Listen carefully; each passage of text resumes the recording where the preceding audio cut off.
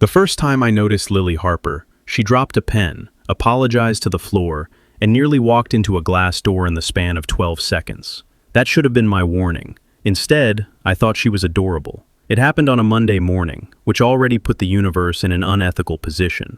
Nobody should be forced to encounter a life-altering woman before coffee has fully entered the bloodstream. I was standing outside Professor Bell's lecture hall, with a paper cup in one hand and my laptop bag on my shoulder, gathering the emotional strength required for 90 minutes of statistics. That was when she appeared.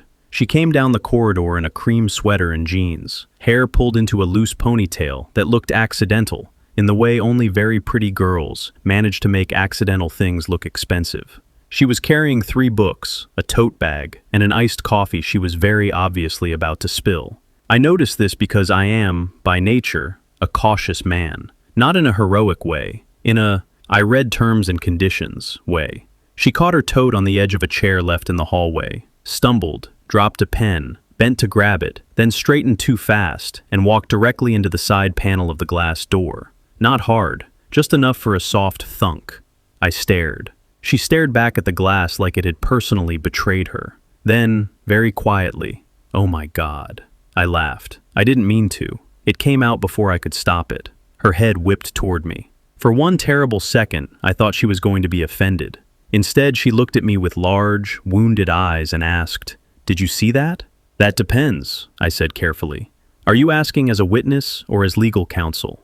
She blinked. Then she laughed too. It wasn't loud. It was the kind that slips out before dignity can catch it. "I hate this building," she said. "You walked into the same door twice?" She looked at the glass, then back at me. "Once."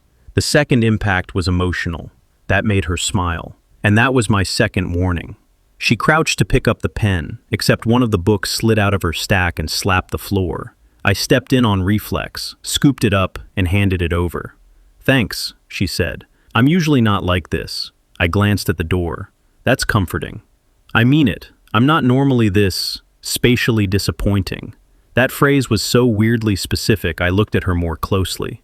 She was definitely pretty, obvious from the start, but not in the polished, intimidating way some girls carry beauty like a weapon. She looked soft, bright, harmless, like the kind of girl who says sorry when someone else bumps into her, the kind who drops things, blushes, laughs at herself, and somehow makes you want to help before she even asks. Which, as it turned out, was exactly the problem. "I'm Rowan," I said. She adjusted her books. "Lily." The door opened behind us, and a wave of students started shuffling inside. Lily moved with the crowd, but not before giving me one last grateful little smile. "Thanks for the rescue." "I'd hardly call that a rescue." "It counts to me." Then she slipped inside. I should have gone to my usual seat in the middle rows, where I could pretend to pay attention while drifting into a spiritual coma. Instead, for reasons that now seem both obvious and humiliating, I looked for her. She was already seated near the front. Near the front. That should have told me something. Girls who walk into glass doors are not usually front-row lecture people. Front-row people are terrifying. They annotate. They ask follow-up questions. They use phrases like, "to build on that point," without irony. But Lily sat there with her notebook open, chewing lightly on her pen cap like the class might attack her personally. Interesting, I thought. Then I made mistake number 3. I sat beside her. She looked up. "Oh, hi." "Hi. You usually sit here?" "No." "Then why are you?" There are moments when the honest answer is wildly inappropriate. "Better acoustics," I said. She glanced around. "In the same room?" "Yes." "That feels false. It feels private." She smiled, smaller this time, and turned toward the front just as Professor Bell marched in with the face of a man who had never once experienced joy in an academic setting. For the first 10 minutes, everything was normal. Bell talked about probability distributions. I wrote exactly enough notes to create the illusion of responsibility. Lily wrote almost nothing. She mostly stared at the screen with the intense concentration of someone translating a foreign language through sheer emotional effort. At one point, she leaned slightly toward me. "What does he mean by conditional independence?" "You're asking me? You have the face of someone who understands this." "That's the cruelest thing anyone has ever said to me." She gave me a helpless look. "Please?" I glanced at the slide, then at her notebook. I leaned over and drew a quick diagram in the margin. "It just means 2 things only look related because of a third thing," I murmured. If you account for that third thing, the relationship disappears. She watched my pen move with total focus. Then, oh, helpful? Very. A pause. You write like you're angry at the page. I looked down at my notes. Not inaccurate. I've been told I have aggressive handwriting. I like it. That should not have mattered as much as it did. I sat back and told myself to relax. She was just a girl. A pretty, slightly chaotic girl. Still just a girl. Then, halfway through the lecture, she dropped her pen. It rolled under my chair. She looked at the floor, then at me, and made a tiny face of apology so absurdly sincere, I almost laughed. "I'm cursed," she mouthed. I reached down, picked it up, handed it back. "Thank you." 2 minutes later, she accidentally knocked her iced coffee with her elbow. I caught it before it tipped. She went still, then turned to me very slowly, like I had just defused a bomb. "You have very fast reflexes. I grew up with younger brothers. That's basically military service." I laughed. She smiled. By the end of the lecture, I had learned the following. Lily Harper did not understand statistics. Lily Harper smelled faintly like vanilla. Lily Harper asked for help in a voice that made a man feel morally obligated to become competent. And Lily Harper had, in 90 minutes, made me absurdly aware of my own hands, my posture, my voice, and the fact that I was suddenly much too interested in whether she would speak to me again after class. That last part was the real issue. When the lecture ended, students packed up in that messy, noisy rush that university students mistake for civilization. Lily gathered her things with the exact same clumsy concentration she'd brought to the rest of the morning. One of her books slipped. I caught that too. She looked at me, and for one split second something unreadable passed across her face. Not surprise, not embarrassment. Something sharper, faster, gone before I could place it. Then the familiar smile returned. "Wow," she said softly. "You're weirdly reliable." I should have known then that something was off. No girl says weirdly reliable like that unless she has already decided something about you. But at the time, I only heard the compliment. "Thank you. You say that like no one's told you before." They haven't said it in those exact words. They should. She slung her tote over her shoulder, nearly lost a book, corrected herself, and exhaled. "I'm making a terrible first impression, aren't I?" "No," I said, and that part at least was true. Because terrible wasn't the word. Dangerous was. "You're making a memorable one," I said. She looked at me for half a second too long, then ducked her head in that shy, soft way of hers. "That's worse." I watched her leave. Watched the ponytail sway, the tote slide down her shoulder, the little hesitation at the door, like she was deciding whether to turn back. She didn't. I stood there with my laptop bag and the absolute certainty that something deeply inconvenient had just entered my life. By lunchtime, my best friend Noah had already noticed. He dropped into the cafeteria seat across from me, took one look at my face and said, "That bad, huh?" "I don't know what you mean." "You look like a man who's been hit by a truck driven by a pretty woman." That is an absurdly specific sentence. "So is your expression." I opened my drink. "I met a girl in stats." "Oh no. She's weird." "That's how it starts." "She walked into a door." Noah blinked. "And you fell in love?" "I did not say that." "You didn't have to." I leaned back. "She's just odd." Hot odd or concerning odd? I thought about the way she'd asked for help, the way she'd smiled, the way she'd called me weirdly reliable, like she was testing how that sounded. "Hot odd," I admitted. Noah groaned. "That's terminal." "It's not terminal." "It is when you're already defending her at lunch." Before I could reply, my phone buzzed. Unknown number. I frowned, opened the message. "Thanks again for the statistical life support, also for catching my coffee, and book, and pen. Lily." I stared at the screen. Noah saw my face and leaned forward like a starving man spotting food. "What?" I turned the phone around. He read it, then looked at me with the solemn pity of a doctor delivering terrible news. "She got your number already?" I did not give it to her. "She's efficient. I respect that." Another message came in. "Also, I owe you a coffee. Unless that was your weird hero thing and now we're socially trapped forever." I read it twice, then a third. "You're taking too long to answer. It suggests poor adaptability." Noah slapped the table. "Oh, she's good." I tried not to smile. Failed. And that was how it began. Not with lightning, not with fate. With a girl in a cream sweater who pretended to be a cute disaster, a statistics lecture, and a text message that should have felt innocent, but somehow already didn't. Much later, I would understand the truth. The little stumbles, the dropped pen, the helpless questions, the sweet, harmless confusion. None of it was as accidental as it looked. But on that first day, all I knew was this. Lily Harper had entered my life looking like a soft, messy problem. And I, like an idiot, was already interested. By the second week, Lily Harper had somehow become a recurring event in my life. Not a dramatic one. She didn't explode into rooms. She didn't text in all caps. She didn't flirt in the normal, recognizable way that gives a man at least some defensive warning. No, her method was worse. She just kept appearing. At first, it looked harmless, coincidental, even cute in a way that should have made me more suspicious than it did. I'd see her outside statistics, already holding 2 coffees. "I got here early," she said the first time, handing one to me. "And then I realized it would be rude to drink yours in front of you.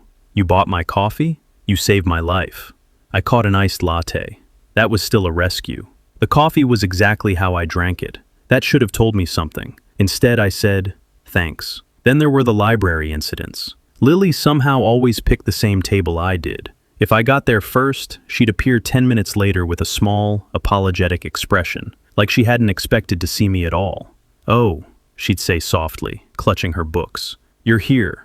And every single time, before I could answer, she was already sitting down. Her excuses changed. "This side has better light. The outlet on that wall doesn't work. I focus better if there's another person nearby." That last one was the most dangerous, because she said it in such a quiet, sincere tone that any man with functioning blood circulation would immediately volunteer to become emotionally useful. Which I did. God help me, I did.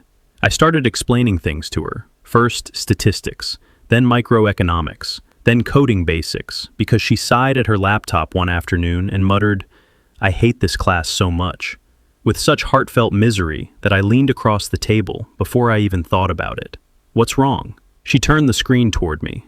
"I don't understand why this loop keeps breaking." I looked at the code. "This isn't hard." Her face fell. "I know. That's the humiliating part." That expression did something catastrophic to my judgment. I moved my chair closer. "Okay, show me what you tried." She scooted aside just enough to let me lean in. I caught the scent of her shampoo, something light, clean, impossible to ignore at close range. I pointed at the screen.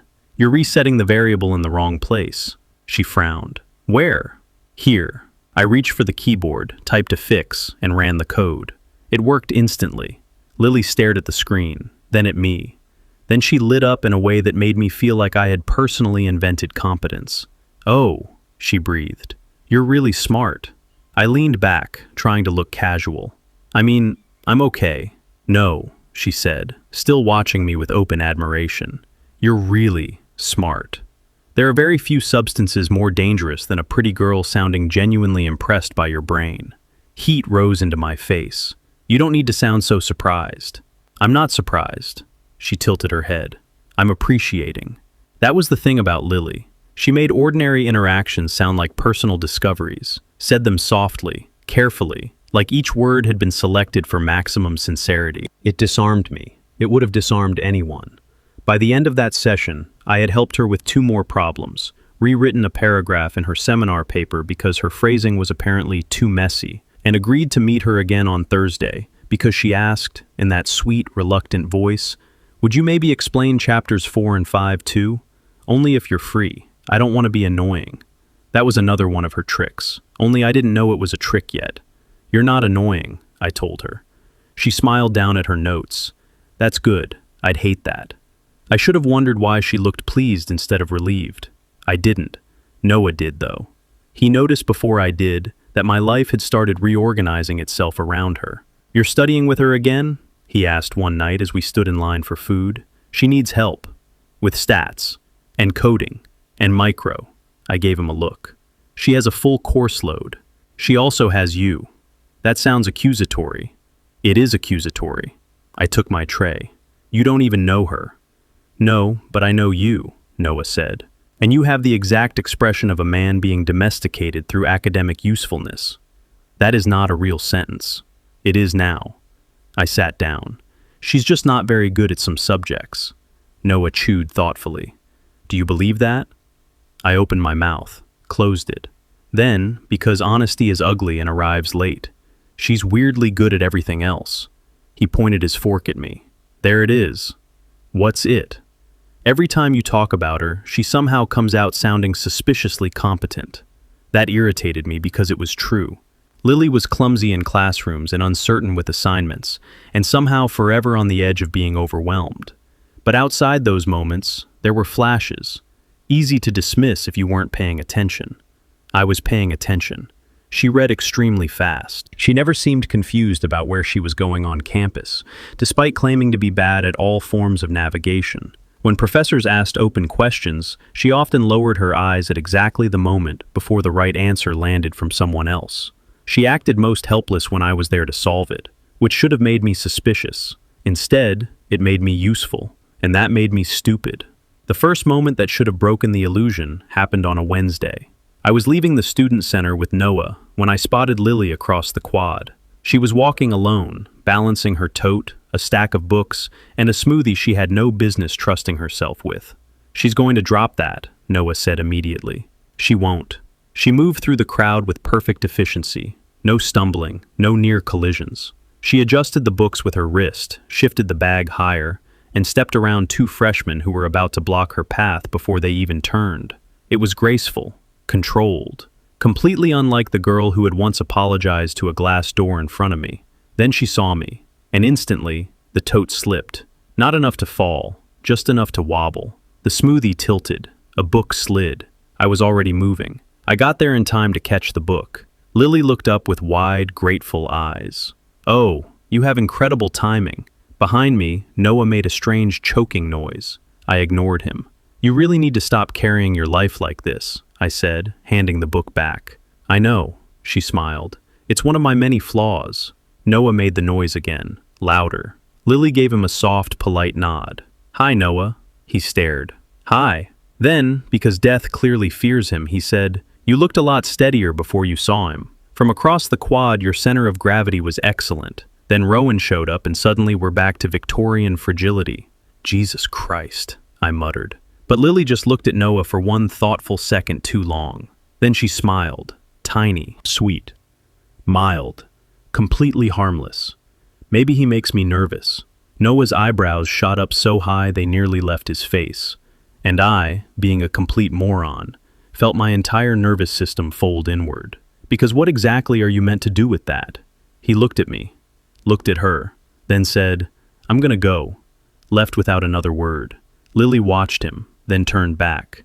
Did I say something wrong? No, I said too quickly. He doesn't like me. That's not true. It's okay if he doesn't. Noah likes everyone. He just notices things.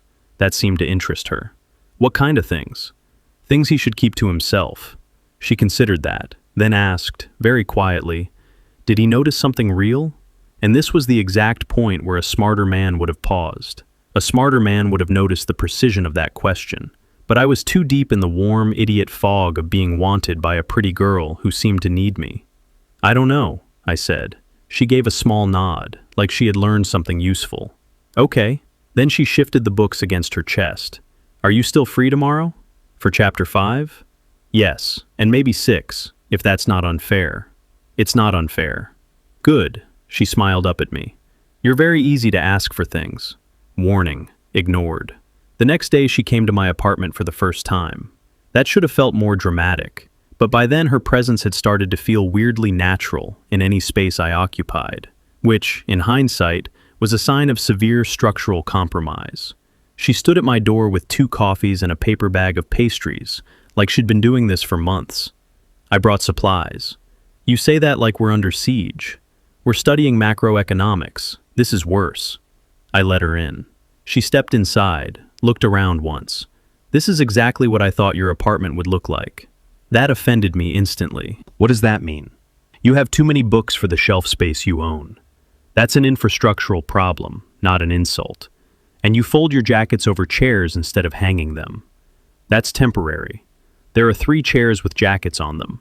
Still temporary. She smiled and set the coffees on my kitchen counter. You're neater than I expected. I narrowed my eyes. And what exactly did you expect?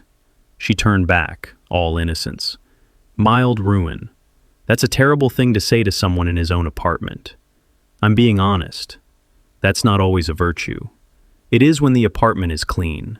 She said it so blandly I laughed despite myself. And that was how the afternoon went. Lily at my table. Lily on my couch. Lily leaning over my notebook, asking quiet questions that always landed exactly where I felt most competent. At one point, she tried to solve a problem on her own and got it wrong so spectacularly that I put my head in my hands. "Oh no," she murmured. "Was that stupid?" "That was criminal." I thought I understood it.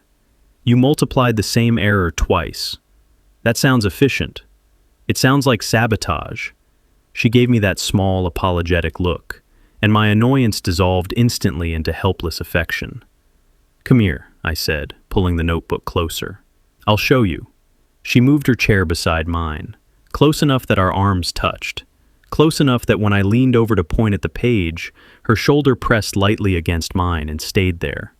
I told myself not to notice, which meant I noticed everything. "How are you this bad at math and this calm about it?" I asked. "I'm not calm." "You look calm." "I'm acting calm so you won't be disappointed in me." That sentence hit far harder than the context required. I turned toward her. Lily kept her eyes on the page, but color was rising in her cheeks. "Why would I be disappointed in you?" The tiniest shrug. "Because I keep needing help." There was something in her voice I didn't understand then, something too controlled to be simple insecurity. I made the wrong interpretation, which was the only one available to me. "I don't mind helping you." Her lashes lifted. "Really? Really?" She looked at me for one long second. "That's good," she said quietly. And for some reason I felt like I'd just agreed to something larger than tutoring. By the time she left that evening, I had walked her downstairs, carried half her books despite her weak protests, and agreed to see her again on Saturday because she said she still didn't understand Chapter 6, and also liked it better when things made sense near you. I stood outside my building after she walked away, and replayed that sentence with the doomed fascination usually reserved for disaster footage. Liked it better when things made sense near you. That is not a harmless sentence. That is a sentence designed to ruin a man methodically. Saturday morning, Noah called. "I need an update." "There is no update. She was at your apartment." I paused. "How do you know that?" "She posted a coffee cup on her story. Your kitchen counter was in the background." "You analyzed a coffee cup?" "No, Rowan, I used my eyes, which you should start doing." I rubbed a hand over my face. "We studied." "And? And what?" Noah sighed the sigh of a man being punished by someone else's romantic incompetence. "Do you still believe she's just a delicate little disaster who needs your help with Chapter 6? I thought about the quad, the shift in her balance, the way she'd answered Noah, the apartment, the shoulder against mine, that sentence. "I'm starting to think there's more going on," I admitted. Silence. Then, "Congratulations, you've reached consciousness. But I can't figure out what it is." "Yes, you can." "No, She likes you, idiot." "That part I know." "Good. Then here's the second part. I don't think she's half as helpless as she wants you to believe." I went quiet, because that was the thing I had been circling without letting myself name. Noah heard the silence and pounced. "That's the real problem, right?"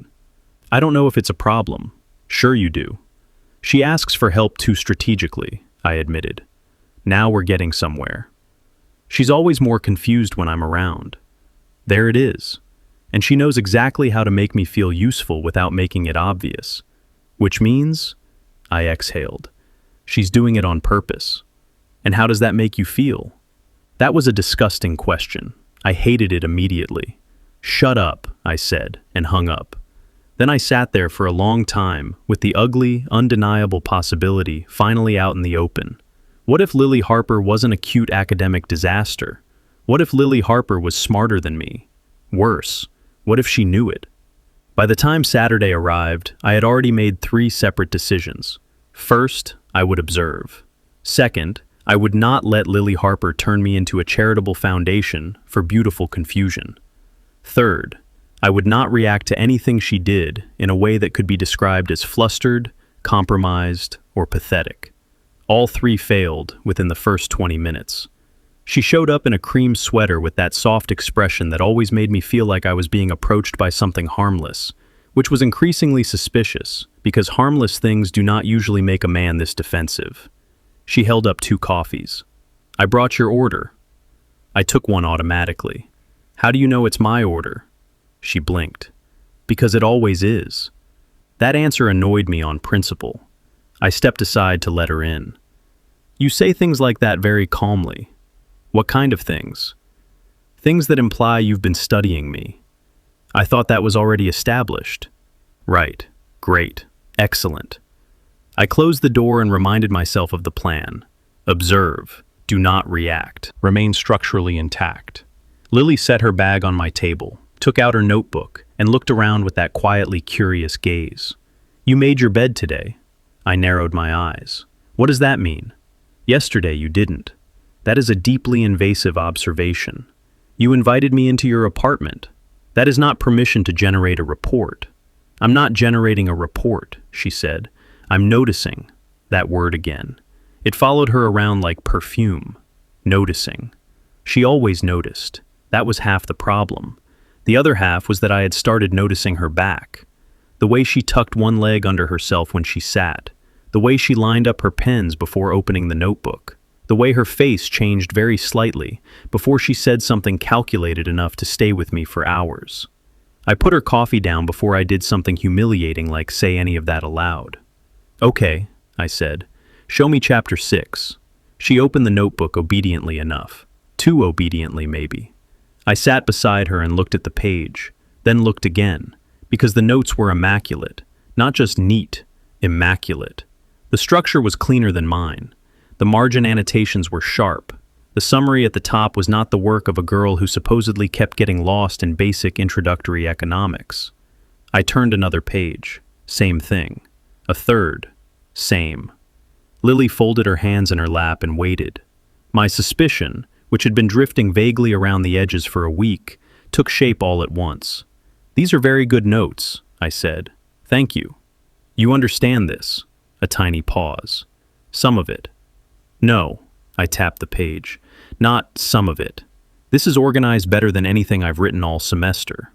I copied it out again last night. Plausible. Annoyingly plausible. But not enough. Why would you rewrite notes for a chapter you don't understand?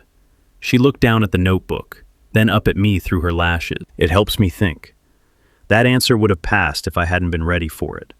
I leaned back and crossed my arms. "Lily." "Yes?" "What exactly do you need help with?"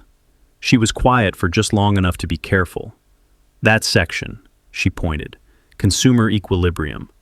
Not the hardest part, not the easiest either, but the kind of section someone intelligent could absolutely pretend to struggle with if they wanted an excuse to be explained to slowly by a man they liked." "Okay," I said. "Explain it to me." Lily blinked. "What?"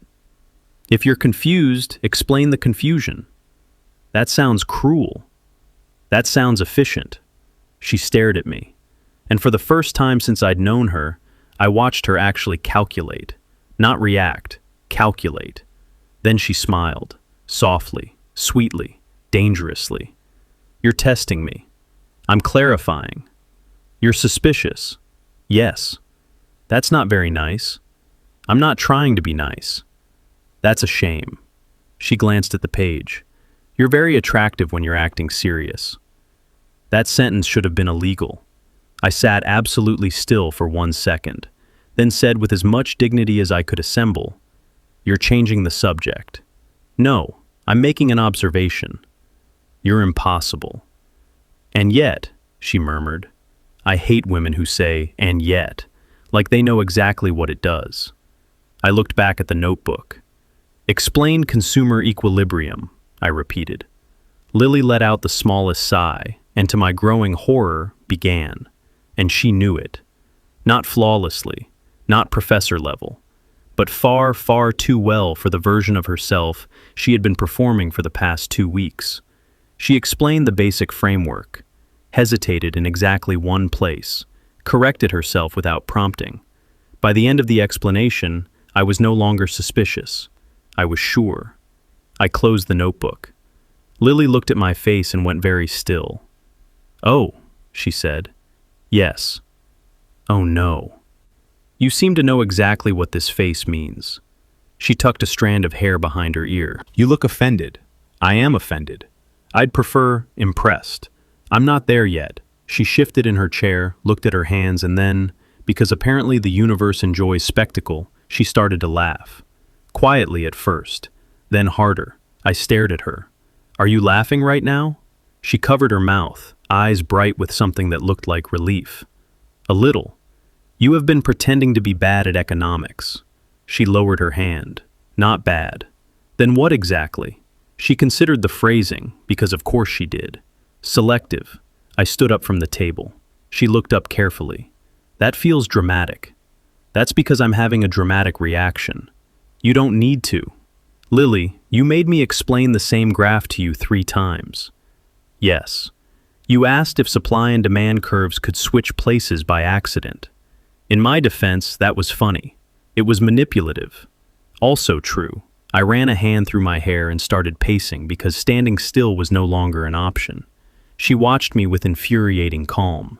Then, "You pace when you're trying not to smile." I stopped dead. "You are not allowed to be observant right now."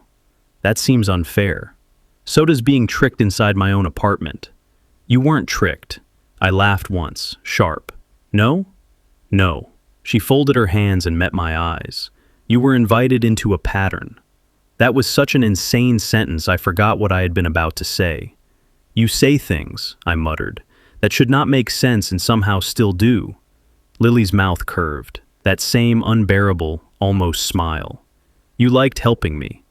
"That is not the point." "It's very much the point." I looked at her, really looked. There was no embarrassment in her. Not exactly. A little caution, a little waiting, but underneath, something much steadier than I had given her credit for. She saw me seeing it, and for the first time, she stopped performing helplessness altogether. It was subtle, a posture change, a steadier gaze, the disappearance of that soft, uncertain tilt she'd worn like a disguise. "You're not dumb," I said. "No." "You're not even average." "No." "You knew I'd keep helping you if you let me think you needed it." She didn't answer immediately.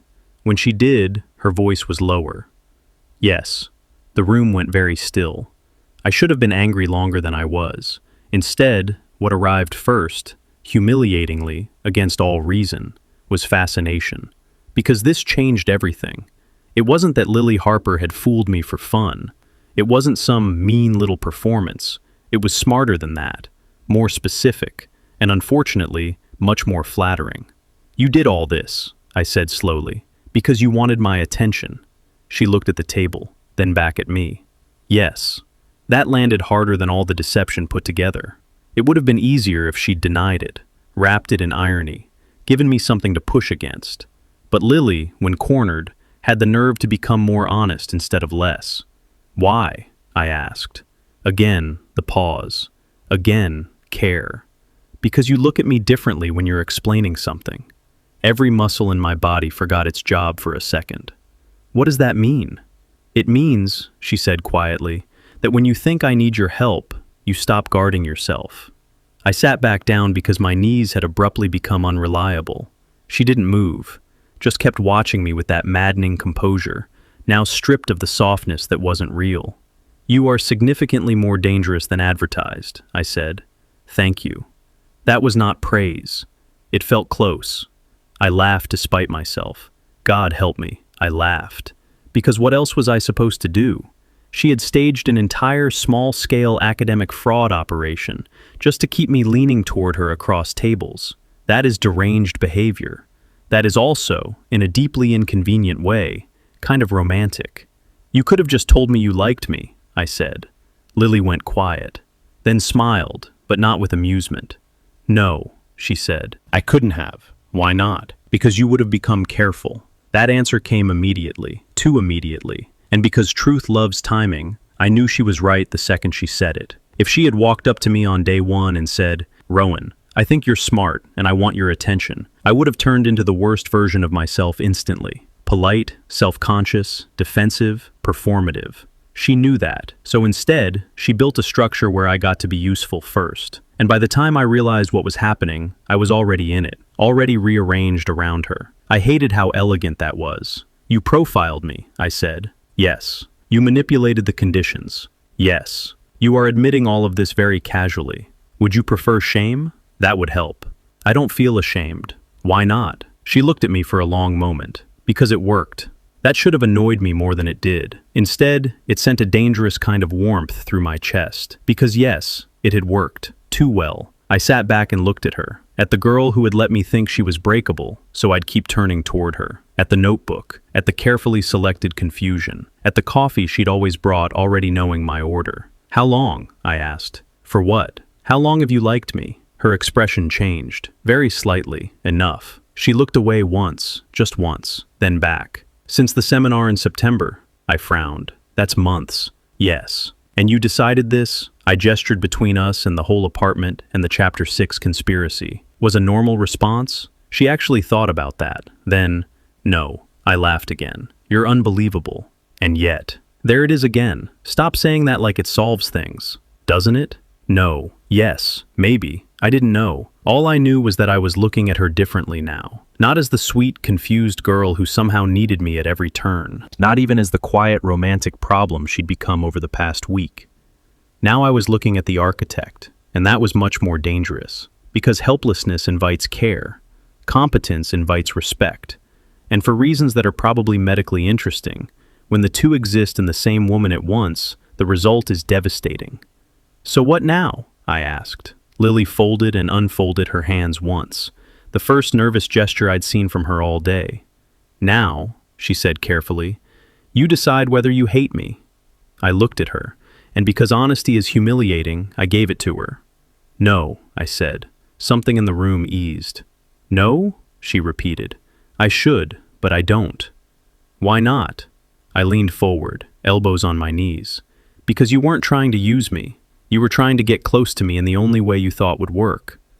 She held my gaze, and then, finally, the last of the act dropped. I didn't know how else to get your attention, she said. No sweetness in it now, no performance, just truth. You always looked through people, she continued. Not cruelly, just carefully. And I didn't want you to look through me. I swallowed. You should not say things like that in my apartment. Why not? Because I live here. I have nowhere to recover. For the first time all afternoon, she smiled, fully. It changed her whole face. It also ruined my life. That sounds like progress, she said. You've redefined progress in a very self-serving way. I'm open to revision. She was enjoying this now. Not the reveal exactly, the fact that she no longer had to maintain the performance. It made her lighter, sharper, more alive. I should have been re-establishing control. Instead, I heard myself say, explain one thing. Okay.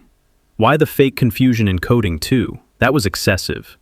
Lily looked openly pleased with herself. You explain code with your hands. What? You get animated. Your voice changes. You stop sounding tired. I stared at her, then looked away because I suddenly felt too seen. She noticed that too. You're blushing, she said softly.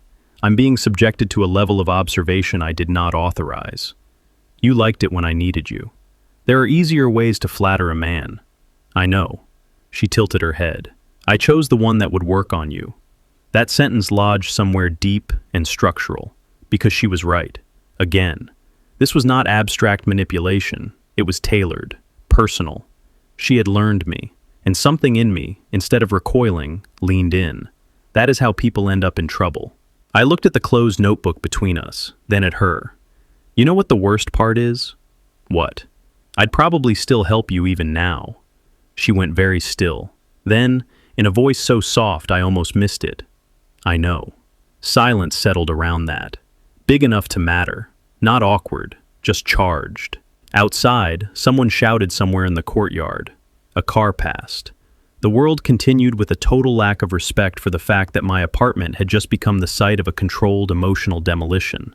She looked down at her hands, then back at me. Can I tell you something terrible? That depends. I don't think I want you less now that you know. That got me. Not because it was dramatic, because it wasn't. She said it like a fact, a quiet one, a dangerous one. I let out a slow breath. Did you ever actually need help with anything? She considered. Yes. With what? Her answer came without delay. You. That was the moment. The one where the room changed shape. I looked at her. At the girl who had pretended confusion because competence wouldn't have brought me closer. At the girl who had watched me closely enough to know exactly what version of herself I would respond to. At the girl who was now sitting in my apartment, stripped of all pretense, telling me the only thing she'd ever actually needed help with was me. And something in me, long past the point of self-defense, gave way. I leaned forward. Lily's breath caught. Rowan, you should probably stop talking now. Why? Because if you say one more devastating thing in that tone, I'm going to do something that will make Chapter 6 completely irrelevant.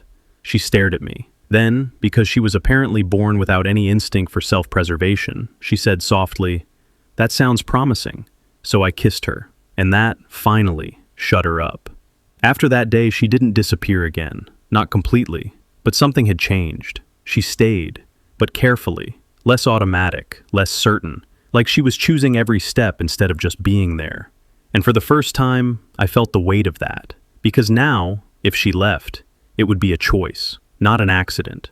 We met the next morning outside the lecture hall. She stood there, not waiting, just present. I walked up. Hey. Short, simple, but not distant, just different. I looked at her. You're staying. Yes. Good. You asked. I'm asking again. Pause. I'm still staying. I exhaled. Good. We walked inside together. This time, no hesitation. No space between us. Not forced. Just natural. Noah saw us. Of course. He leaned back in his chair slowly. Oh. Don't. No, I'm not even joking. That's worse. You look like someone who made a decision. I didn't answer, because he was right. Halfway through the lecture, someone asked Lily something. She answered, calm, precise. Then they looked at me. And you? I responded. Normal, easy. Then, without thinking, I added, my wife already covered most of it, so... Silence. Again. But this time, I didn't panic, didn't correct myself, didn't take it back. I just kept talking. I'll add the final part. Finished my explanation, sat back, and only then looked at her. She was staring at me, not shocked, not confused, just still. You said it, she whispered. Yeah. On purpose. Yeah. 5 seconds. 10. Why? Because I choose you. This time, I said it. Because I mean it. Silence. Then she looked away, but I saw it. The smallest crack in her composure. Her hand tightened on the edge of the desk. Her breathing shifted. And for once, Lily didn't have an immediate response. After class, she didn't leave, didn't rush, just stood there, waiting. For me. We walked out together. Quiet, not awkward, just full. Outside, she stopped. Say it again, I smiled slightly. Wife? Yes, my wife. Her eyes closed for a second, like the word hit deeper than she expected. That's dangerous, she said quietly. I know. You don't say things lightly. Not anymore. Pause. And you're sure? I am. She stepped closer, not testing, not unsure, just there. Okay. And for the first time, she didn't question it, didn't analyze. She just accepted it. Meeting the parents was inevitable. I just didn't expect it to happen that fast. Dinner, my mom said on the phone. What dinner? Family dinner. Why? Because your future wife is coming over. I stared at the wall. You're enjoying this? Yes. I knew it, I told Lily. She nodded. This is expected. You're too calm. I prepared for this years ago. Of course you did. That evening, I opened the door. She stood there, dressed simply but different, more intentional. Hey. Pause. You look... acceptable? I was going to say good. Good is acceptable. You're impossible. Yes. Inside, my mom was already smiling too much. My dad was pretending to be normal, failing. Lily stepped in. Good evening. My mom practically lit up. Oh, you're even prettier in person. Thank you. My dad cleared his throat. So, This is the famous one. Famous? You've caused quite a discussion. That was not my intention. My mom laughed. Oh, it absolutely was. Dinner was chaos. Not loud, not messy, just everyone watching us. At one point, my mom asked, "So, what are you two exactly?" I looked at Lily. She looked at me. Pause. "We're working on it." My dad nodded. "That's fair." My mom smiled. "That's enough." Later, after dinner, we stood outside. Quiet. Same as always, but different. Always different now. She looked at me. "Your mother likes me. She likes everyone. Not like this. No." Pause. "You didn't deny it." "Deny what?" "Us." I smiled slightly. "I stopped doing that." "Good." She stepped closer. "This is real now." "Yeah." "Not because of parents." "No." "Not because of the past." "No." Pause. "Because you chose. And you stayed." She nodded. "Yes." Silence. Then, softly, "Husband." I exhaled. "Yeah?" Finally. I pulled her closer. Not rushed, not unsure, just right. Somewhere inside, my parents were probably smiling. Noah was definitely texting someone. It happened. But none of that mattered. Because for the first time, this wasn't a joke, wasn't a promise, wasn't something decided for us. This was ours. And honestly, working on it felt more real than anything else. You,